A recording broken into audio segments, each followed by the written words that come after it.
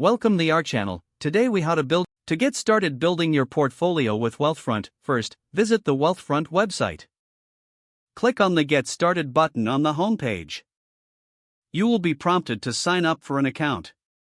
Fill in the required information like your email address and create a secure password. Once registered, log in to your account.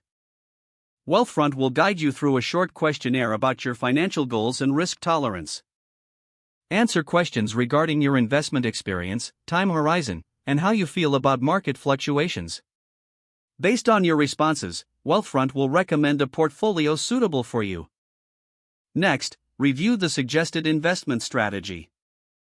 This will typically consist of a diversified mix of asset classes such as stocks and bonds. If satisfied, proceed to the funding step. Link your bank account to Wealthfront for seamless transfers. Decide how much money you'd like to invest initially. Wealthfront requires a minimum investment amount to start your portfolio. Once your bank account is linked, initiate the transfer of funds to your Wealthfront account. After your funds are transferred, Wealthfront will automatically create your personalized portfolio. Monitor your investments through the Wealthfront dashboard. Explore features such as tax loss harvesting and automated rebalancing. Consider setting up a recurring investment schedule to build your portfolio consistently. Review your account regularly to track performance and make adjustments if necessary. With these steps, you'll be well on your way to successfully building your investment portfolio with Wealthfront.